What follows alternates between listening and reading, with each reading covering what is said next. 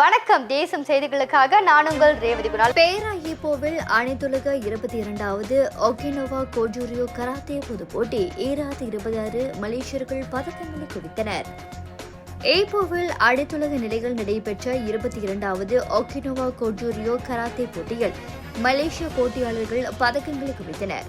இப்போட்டிகள் 10 நாடுகளில் இருந்து 1400 போட்டியாளர்கள் கலந்து கொண்டனர். இம்மாதம் 8ஆம் தேதி தொடங்கிய இப்போட்டி நேற்று 10ஆம் தேதி வரை நிறைவு பெற்றது. இதில் மலேசியா, இந்தியா, வங்காளதேசம், இந்தோனேஷியா, சிங்கப்பூர், நேபாளம், Sri Lanka, Uzbekistan, Tajikistan, Kazakhstan, France ஆகிய நாடுகள் பங்கு பெற்றன. வணக்கம், நான் மாஸ்டர் ஸ்டாலின் சௌரிமுத்து. இப்போ பூப்பந்து உள்ளரங்கில் இருந்து பேசுகிறேன். இன்றோடு 3ஆம் நாள் 22வது அகில உலக ஒகினோவா கோஜூரியோ கராத்தே போட்டி மிக சிறப்பாக நடந்தேறியது. இப்பொழுது இறுதி கட்டத்தில் நாம் இருக்கிறோம். 3ஆம் நாள் இறுதி கட்டத்திலே சிறியவர்களிலிருந்து பெரியவர்கள் வெட்ரன் கேட்டகரியில் இருந்து போட்டிகள் நடைபெற்றன. இந்த 3 நாளும் இந்த போட்டியானது மிக சிறப்பாக நடத்தி முடித்தனர். பெரா மாநில கராத்தே கழகமும் மலேசியா ஒகினோவா கோஜூரியோ கராத்தே கழகமும் இந்த போட்டியை மிக சிறப்பாக நடந்தேறின. பங்கு கொண்ட அனைவருக்கும் ஏற்பாட்டு குழு வாழ்த்துக்களை தெரிவித்துள்ளனர். அதே நேரத்தில் இந்த போட்டியை பார்த்தீர்களானால் நாட்டிற்கும் சமுதாயத்திற்கும் ஒரு சிறந்த ஒரு அடைவு நிலையை அடைவதற்கு இந்த போட்டியின் மூலம் நாம் பார்த்தோம். குறிப்பாக நிறைய புதிய வீரர்கள் இந்த போட்டியின் மூலம் பங்கு எடுத்து தங்கள் திறமையை காட்டினர். கண்டிப்பாக இவர்கள் அந்தந்த மாநிலம் அல்லது அந்தந்த நாட்டிற்கு தலைமை ஏற்பார்கள் என்பதில் கிஞ்சிற்றும் சந்தேகமில்லை. ஆகவே ஏற்பாட்டு குழுக்கு நன்றி. அதே நேரத்தில் நமது அரசாங்கம் இந்த போட்டிக்கு பல வகையிலே உதவி செய்தது. இதன் மூலம் இந்த நாட்டிலும் சரி மற்ற நாட்டிலும் சரி கராத்தே தரம் உயர்ந்திருக்கிறது என்று தான் நாம் சொல்ல வேண்டும்.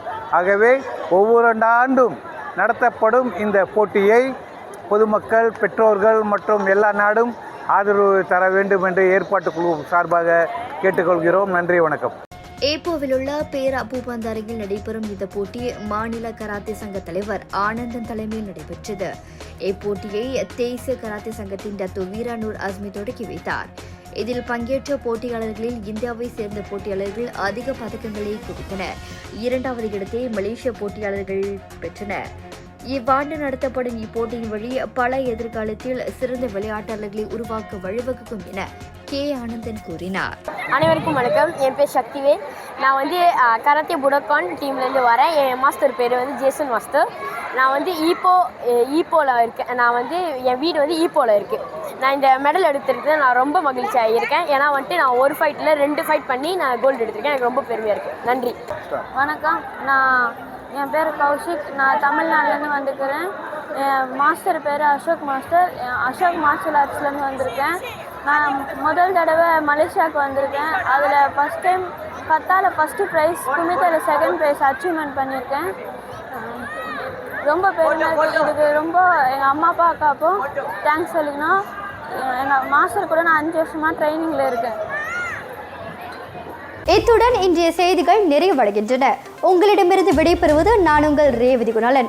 மேலும் பல அண்மை செய்திகளை தெரிந்து கொள்ள தேசம் டிவி மலேசியா யூடியூப் மற்றும் டிக்டாக் அலைவரிசையை பின்தொடருங்கள். நன்றி.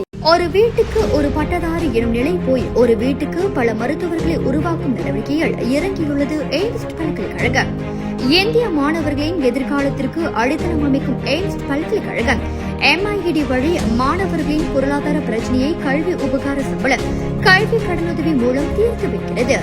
எய்ம்ஸ் பல்கலைக்கழகம் தரத்தில் உயர்ந்தது, போதனைகள் சிறந்தது, மாணவர்களுக்கு நிலையானது.